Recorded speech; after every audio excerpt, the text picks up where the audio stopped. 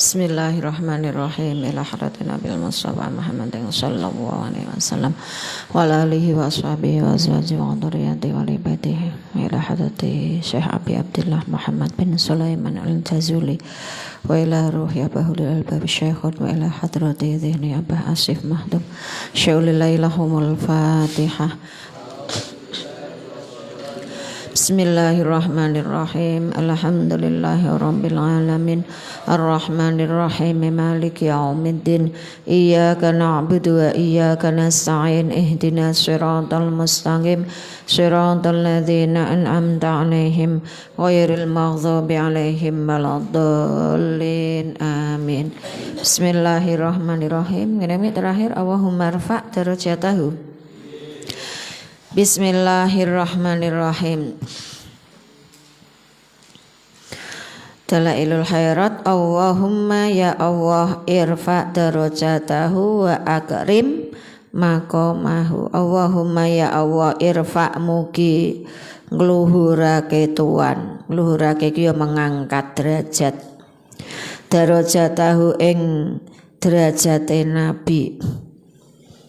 Mugi-mugi derajatnya Nabi diangkat. Diangkat itu ya jadi orang yang terhormat. Lan jenengan temriki nggih ngoten. Proses bedak-bedaken jenengan ki kon sekolah, kon mondok, kon kuliah. Sesuk gen dadi wong sing iso ngangkat derajate wong tuwa. Jenengan kudu eling ning pundakmu niki to jenengan di sekolahke. Jangan mboten ngertos kaya apa ribete wong tuwane jenengan ngongkosin jenengan sekolah, mondok, kuliah. Itu bayangan orang tua sesuk anakku gen dadi wong sing mulya, luwih mulya saka awakku. Ngger wong tuwa nggih ngoten. Ya, Umi wis dadi wong tua. Umi pengene ya sesuk anak-anakku luwih mulya dari segi ilmu, lebih tinggi dari saya. Dari segi pengaruh sosial lebih tinggi dari saya. Secara ekonomi wong tua mesti yo ndongone napa muga-muga anakku luwih sugih saka aku. Ngoten nggih. Dadi jenengan ning kene iki aja leda-ledi, aja sak senenge dhewe. Kilingan apa yang menjadi harapan orang tua. Sedaya mesti wong tuane jenengan tuh harapane anakku tak sekolahke, anakku tak pondokke, tak kuliahke sesuk gen dadi wong sing mulya. Hampir semuanya mesti orang tua itu tujuane ngoten. Tujuan akhirat kuwi mesti, ya. Tujuan akhirat iku pasti, nggih. Jenengan gen dadi wong sing pinter, wong sing apik pasti. Tapi tujuan dunya mesti ya katut gen dadi wong sing mulya, nasibe gen luwih apik saka wong tuwane. Nggih, wong tuwa niku biasane ngoten, aku ki rekoso, muga-muga sesuk rekosone tak pek dhewe, anakku garek mulyane. Lan jenengan aja leda-ledi, sing temenanan. Buktikan, balas jasa orang tua jenengan dengan kesuksesan, ya. Syukur bagi iso kabeh, mulya dalam hal ilmu, mulya dalam hal status, dadi wong pangkat, dadi pejabat, mulya dalam hal harta. Cara bondomu kuwi iso ngungkuli bondone wong tuwamu. Cara ilmumu ngungkuli ilmune wong tuwamu. Kudu ngoten. Kudu punya cita-cita sing kados ngoten. Wa akrim lan mugi mulyaake tuan maqamahu ing makom utawa derajate Nabi. Wasakil lan mugi ngebotake tuan. Ngebotake iki apa? Bahasa Indonesia ngebotake apa? Abot, beratkan, ya. Mizanahu ing timbangane Nabi.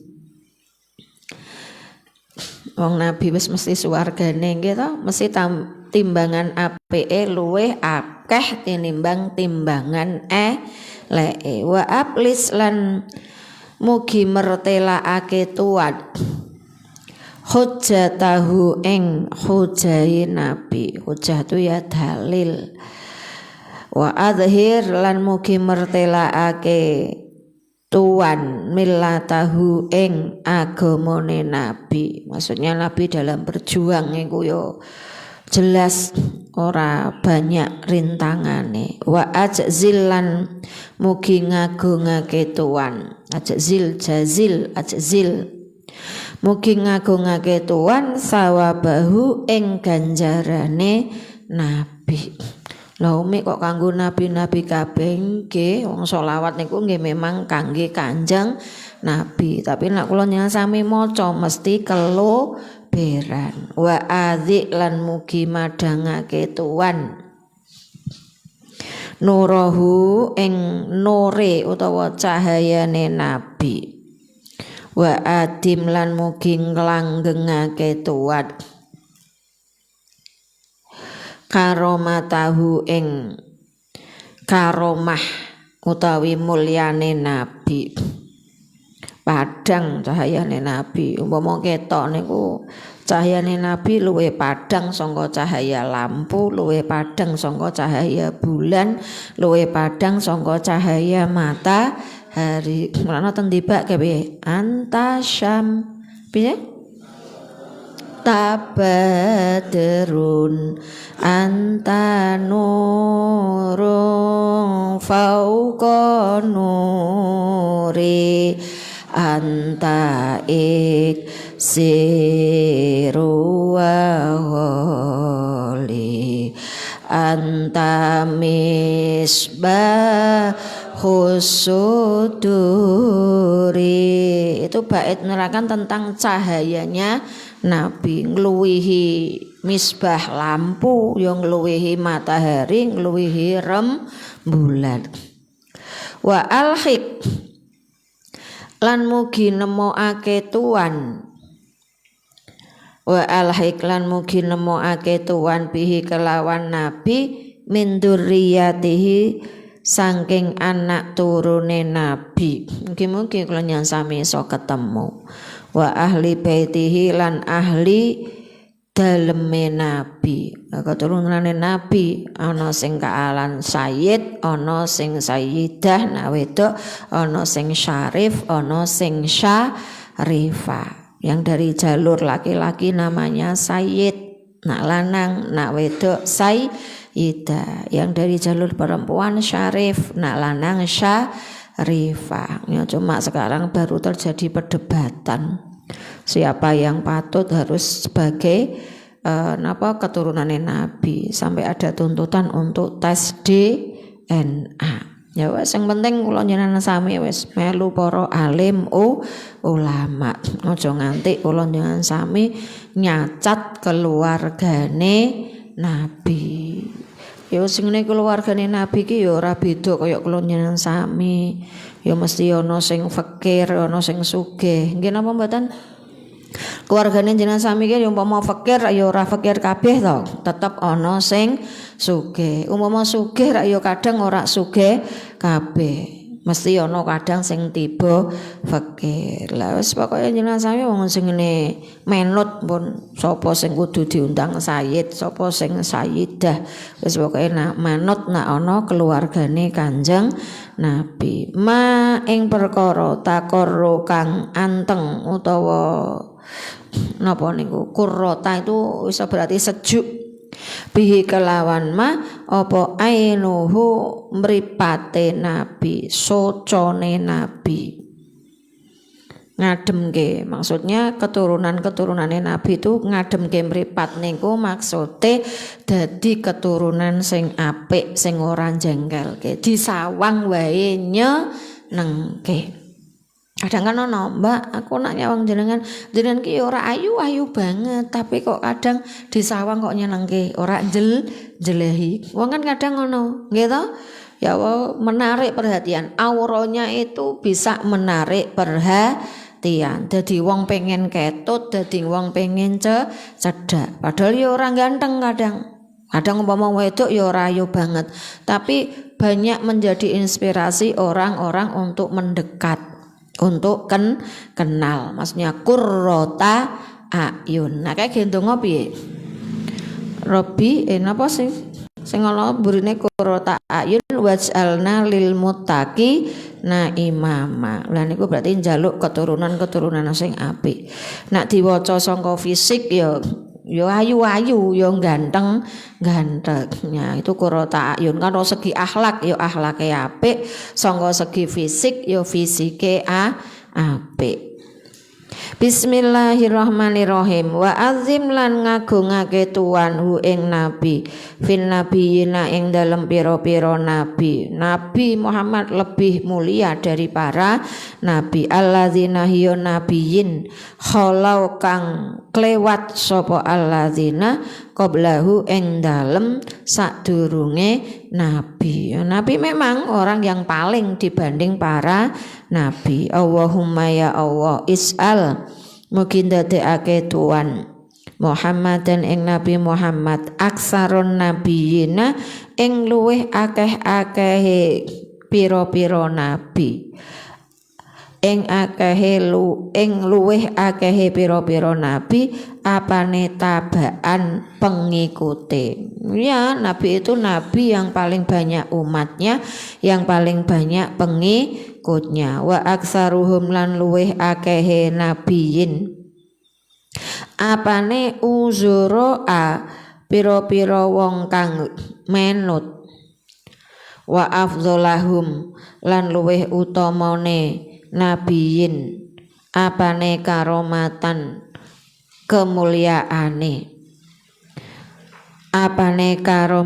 kemuliaane wa nurun lan nure. Dibanding nabi yang lain pokoknya nabi itu yang paling juarane cara saiki juarane nggih Kanjeng Nabi. Cara pengikute ya paling akeh, cara karomahe ya paling akeh, cara cahaya ya paling padang. Wa a'lahum lan luweh luhure nabiyin apane darajatan derajate ya paling dhuwur. Ketang nabi terakhir cara anak-anak ragil tapi paling mulya. Wa afsahalan luweh jembare wa afsahahum lan luweh jembare nabiyin fil jannati ing dalem swarga apane mangzilan panggonane. Sesuk ning swarga cara kaplingan, cara omah, cara istana kuwi paling gedhe ya istanane Kanjeng Nabi.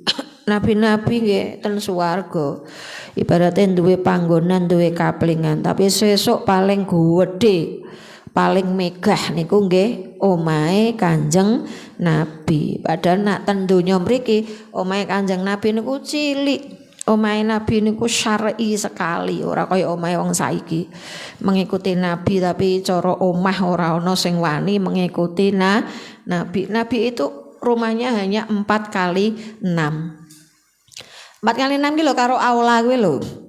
Gede aula. Ya 4x6 ya gampang kayak sak kamare jenengan ya.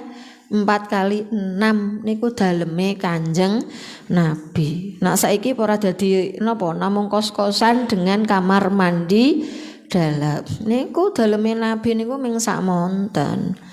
RSS rumah sangat sederhana. Ya njajalono rak sing wani syar'i secara rumah seperti Kanjeng Nabi. Nabi daleme ming sakmono ning donya, tapi besok di jannah Nabi itu istananya yang paling megah, paling luas, dijoli. Ya mulane umpama wong tuane kula jenengan sami omahe ora sepira, punya tekad gen omahe wong tuaku kaya ngene, sesuk omahku kudu gedhe.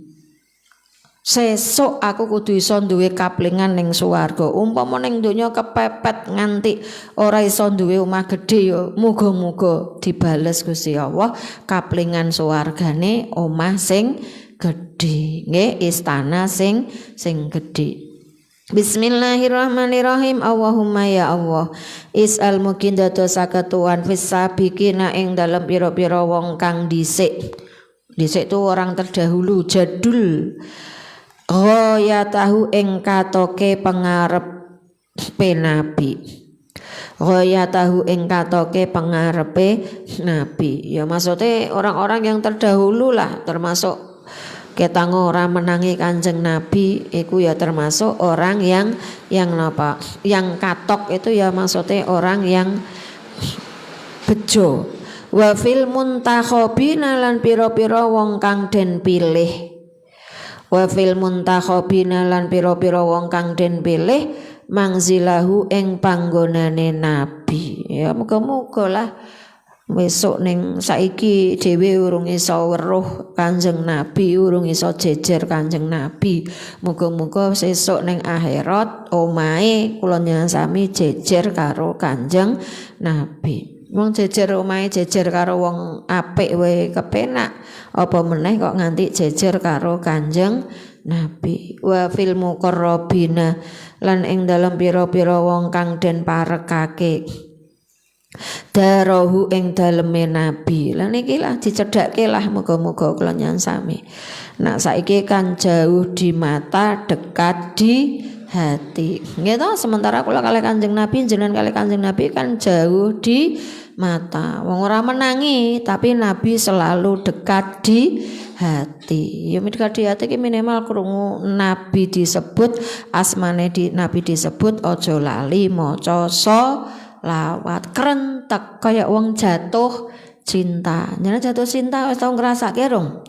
Walah jarake adoh. Wah tapi serasa dekat di hati. Wong video call we kaya-kaya wonge ning ngarepan padahal wonge ning Papua kono.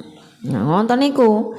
Jauh di mata, dekat di hati. Mulane nek ana asmane Nabi disebut keren teko maca lawat aja namung meneng.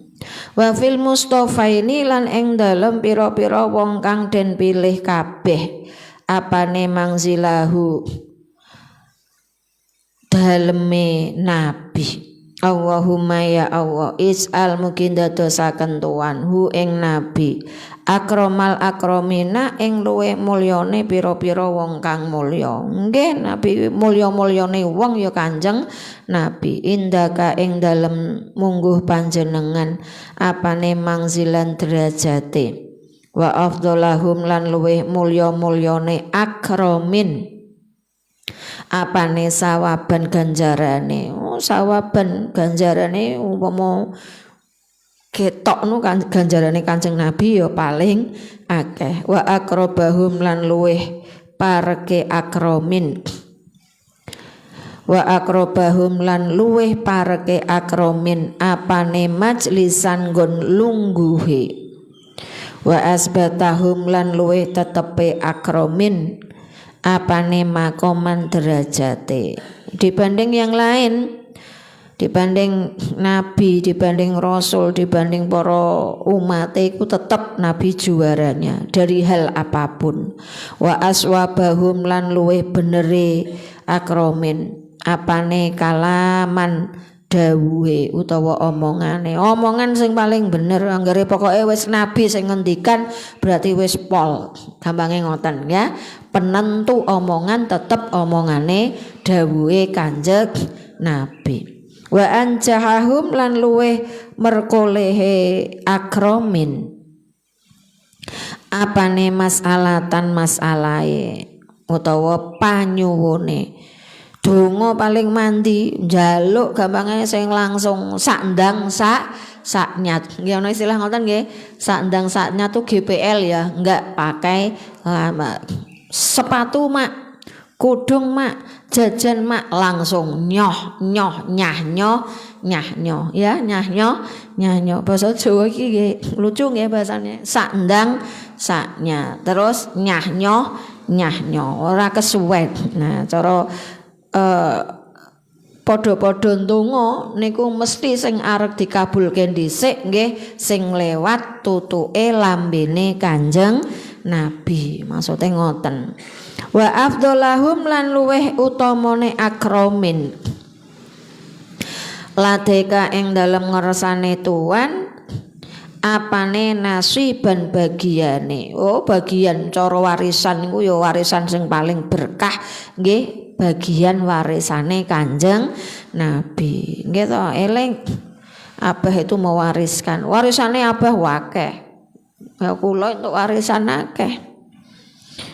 Putra-putrane untuk warisan akeh. Nggih ora warisan bondo donya. Warisan napa perjuangan. Warisan ilmu sing kudu sinau terus nggih Ya mergo cara putra-putra cek alit-alit ben iso sejajar minimal gen iso neruske ya kudu sinau.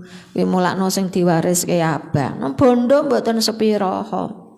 Tapi nek abah dawuhe napa? Perjuanganku ora bakal leren. Sing kudu neruske ya keluargane, sing kudu neruske jenengan, sing dadi santri santrine. Abah itu mendoktrinkan, Umi mendoktrinkan. Santri niku bagi saya, bagi kami mboten namung murid, tapi anak. Dadose warisane abah, warisan perjuangan, warisan ilmu. Niku sing kudu neruske mboten namung Umi, mboten namung putra-putra, tapi jenengan-jenengan iki. Ya. Entuk warisane abah. Dadine sing mempeng sesuk jenengan bali ning omah aja lali mulang. Napa nang? Mulang. Ngoten ya Mbak, sepiraha ilmumu. Mulane Umi iki selalu memesankan kepada kakang mbak-mbak yang boyong, sepiraha ilmune jenengan aja lali ning omah engko mulang. Nah ora mulang ya minimal jenengan ngaji. Ya tetep ngaji ning kene ketang to selapan sepisan wayah mujahadah. Saapik-apike wong wis siji wong sing mulang, loro wong sing napa gelem ngaji. Ya iki jenengan aja sombong ketang to jenengan wis ning omah sesuk wis dadi ustad, ustadzah, kiai, bunyai terus gengsi ngaji ampun nggih. Tetep jenengan nak pengen dadi wong sing mulya kuwi loro kuwi aja mbok lalekke. Siji apa nang mulang, sing ping pindho ngaji. Lah nak wis rumah tangga, wis kerja, wis mulang, wektune sithik minimal jenengan kuwi ambek guru kuwi aja sampai pedhot robitoe. Makanya dungane abah apa Robbana innaka jami'un nasi liyaumil la raiba fi innaka la tukhliful mi'ad. Cara Jawane digabangke abah muga-muga dadi sedulur donya akhirat. Gurune jenengan abah niku mawon lho. Pengennya dulur kalih jamaah kalih santri-santri ora namung ning donya tapi tekan akhirat. Nggih. Jenengan niku to diarep-arep abah iki ora ning donya tok. Tekan akhirat, donya kumpul, akhirat kumpul. Dadi sedulur donya tekan akhirat. Mulane jenengan kuwi aja pedhot ambek guru. Mujahadah kuwi kudu melu. Sesuk umpama jenengan kuwi manggone ten pundi kemawon ora ana jarak adoh. Kalau setiap hari kadoan, seminggu kadoan kangelan minimal nyambung robitoh jenengan kuwi wis diarep-arep abah tekan akhirat. Nyambung robitoh karo abah aja nganti putus. Mulakno sing jenenge mujahadah Selasa Kliwon itu media untuk mengumpulkan para jamaah, para pecinta muhibbin, para santri, alumni gen napa tetap punya robitoh ya, gen dadi anak sedulur donya tekan akhirat. Bismillahirrahmanirrahim. Pundina wa a'dhamahum lan luweh agung-agunge akromin. Wa a'dhamahum lan luweh agung-agunge akromin. Fima ing dalem perkara indaka ing dalem sanding panjenengan apane rohbatan demene. Wa angzil lan mugi nurunake tuan hu ing nabi fi ghurafatil firdausi ing dalem pira-pira omah panggunge swarga firdaus. Ya omah panggung iki maksude istilah nek kula nyasami iki katakan tadi apa duwe omah ning swarga minad darajati saking pira-pira darajat al ula kang luhur alati hiya darajat la darajata kang ora ana derajat iku maujud fauqaha ing dalem sak dhuwure alati. Derajat paling dhuwur nggih tetep nabi. Allahumma ya Allah is'al mugi ndadosaken tuan Muhammadan ing Nabi Muhammad asdaqaqa ilin ing luweh temene utawa jujure wong kang ngucap. Ngomongane minimal nuntun nabi. Nabi itu wong sing paling jujur dalam hal ucapan. Nak iya ya iya, nak ora ya ora. A katakan A, B katakan B. Maksudnya ngoten. Wa anjahalan luweh ngukuhake, wa anjahasa ilin lan luweh ngukuhake wong kang njaluk. Wa awala syafi'in lan kawitane wong kang nyafaati. Sesuk orang pertama yang punya hak untuk mensyafaati Kanjeng Nabi. Mulane berbondong-bondong jaluk ning Kanjeng Nabi. Wa afdhala musyafa'in lan luweh utamane wong kang den trima syafaate. Sesuk sing diterima syafaate ya Nabi. Wa syafi' lan mugi paring syafaat tuan. Wa syafi' lan mugi paring syafaat tuan hu ing Nabi fi ummatihi ing dalem umate Nabi bi syafaatin kelawan syafaat yaghfitu kang kepengin hu ing Nabi biha kelawan syafaat sapa al awwaluna pira-pira wong kang awal. Wong kang awal ya awet zamane Nabi Adam wal akhiruna lan pira-pira wong kang akhir. Wong akhir ya wong sing menangi kiamat. Sesuk dong gruduk Kanjeng Nabi njaluk syafaat. Wa idza napa niku? Mayasta nggih. Lan ing dalem nalikane bedakake tuan ibadaka ing pira-pira kawula tuan bi fasli fadhailka. Fasli apa fadli? Fas bi fasli fadhailka kelawan mutus qadha tuan. Bi fasli qadhaika kelawan mutus qadha tuan. Was'al nuli ndadekake tuan Muhammadan ing Nabi Muhammad fil asdaqina ing dalem pira-pira wong kang luwih temen apane ki lan dawuhe wal ahsanina lan pira-pira wong kang luwih bagus. Anggone tafdzil kabeh niki. Apane amalan amale. Amal sing paling apik ya Kanjeng Nabi. Wong khuluquhul Quran. Akhlake Nabi itu bersumber dari Al-Quran. Dipraktekke tenan. Wa fil mahdiyina lan ing dalem pira-pira wong kang den tuduhake apane sabilan dalane. Allahumma ya Allah is'al mungkin dadosaken tuan nabiyina ing nabi kita lana maring kita farotan ing cawisan mesti cawiske was'alan mungkin dadosaken tuan haudhahu ing telagane nabi. Telaga punya berapa telaga besok nabi ning swarga? Sekawan. Lana maring kita mau edan ing nggon janji. Mau edan ing nggon janji li awalina maring wong awal kita. Li awalina maring wong awal kita wa akhirina lan wong akhir kita.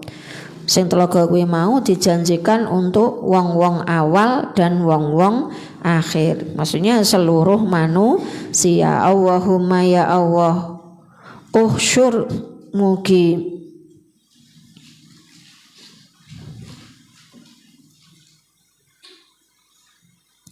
giring tuwana ing kita fi zumratihi ing dalem golongane nabi.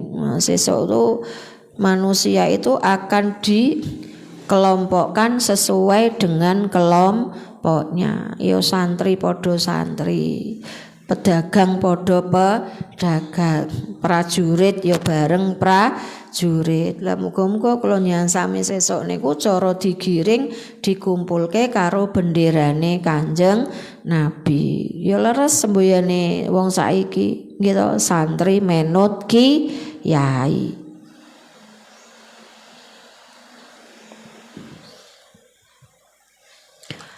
Wastakmil lan mugi nglakokake tuan. Wastakmil lan mugi nglakokake tuan na ing kita fi sunnatihi ing dalem tindak lampahe Nabi. Muga-muga kula nyuwun sami selalu berpegang teguh nyonto sunahe Kanjeng Nabi. Wa tawafana yo paling gampang sunahe Nabi, rasa sing angel-angel. Sing biasa harian mbok lakoni, mangan ngombe nganggo tangan maca bismillah, yen rampung alhamdulillah. Kuwi sunah Nabi. Mlebu omah, mlebu pondok, mlebu panggonan sing apik nganggo sikil tengen, nak mentu sikil kiwa, nganggo sandal diawali dari yang tengen, nyopot sandal sangka sing kiwa. Iso nglakoni kaya ngono mboten? Nak jenengan ora iso nglakoni ora diprogram ya ora iso. Ayo nganggo klambi angger nganggo, nyopot sandal angger nyopot, nganggo angger nganggo. Padahal nak sesuai sunah Nabi, mangan ngombe nganggo tangan tengen. Syukur bagi telung cegukan dhisik, sangka telung cegukan. Ora langsung glek sak enteke. Dari yang liang sepele, jenengan trimo nganggo sandal kuwi lho. Nak nganggo sandal sangka sing tengen, nak nyopot sangka sing kiwa. Kuwi sunah Nabi. Ora usah sunah sing ndaki-ndaki, sing harian sing klina jenengan lakoni kuwi lho. Kuwi amalno. Itu maksudnya wastakmil nafisun nate. Wa tawafana lan mugi mateni tuan. Mateni kok bahasane elek men apa? Memwafatkan. Lah yo mateni bener ya.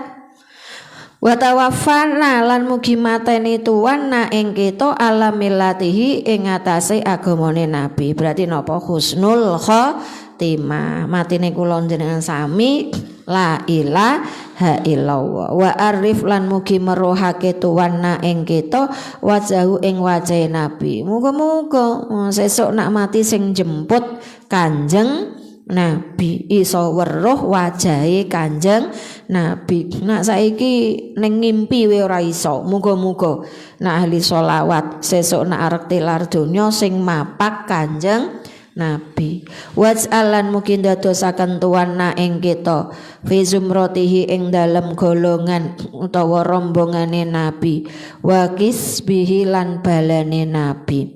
Allahumma ya Allah isma mugi ngumpulake tuan bainana ing dalem antarane kita wa bainahu lan antarane Nabi kama amanna kaya oleh iman kita bihi kelawan Nabi walam narolan ora weruh kita hu ing Nabi wala tufarrik lan ampun misahake tuan wala tufarrik lan ampun misahake tuan penana ing dalem antarane kita wa penahu lan antarane Nabi hatta tudkhilana sehingga janjekake tuan na ing kita madkhalahu ing panggonan Nabi madkhalahu ing panggonane Nabi. Jangan terpisah dengan Kanjeng Nabi, jadikan Nabi sebagai kekasih kita yang kita akan merasa nopo sakit hati kalau terpisah. Kaya jenengan nak pas mbek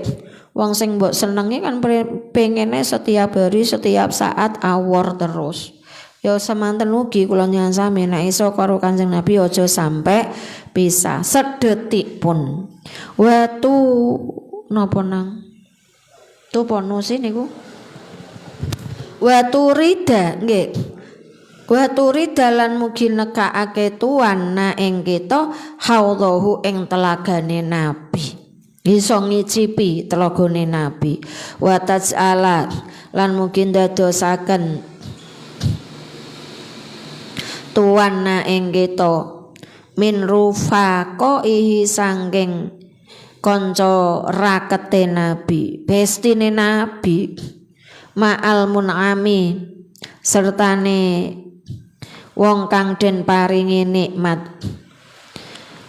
alaihim ing atase rufaqaih alaihim ing atase rufaqaih minan nabiyina sangking para nabi wasiddiqina lan pira-pira wong kang temen wasyuhada lan pira-pira wong kang mati syahid wasolihina lan pira-pira wong kang soleh wa hasuna ulaika lan baguse wa hasuna ulaika rafiqa lan baguse mengkono lah kanca. Alhamdu utawi puji iku lillahi kagungane Allah Rabbil alamina kang mengerani alam kabeh. Wallahu a'lam bishawab wal khata. Rampung hizib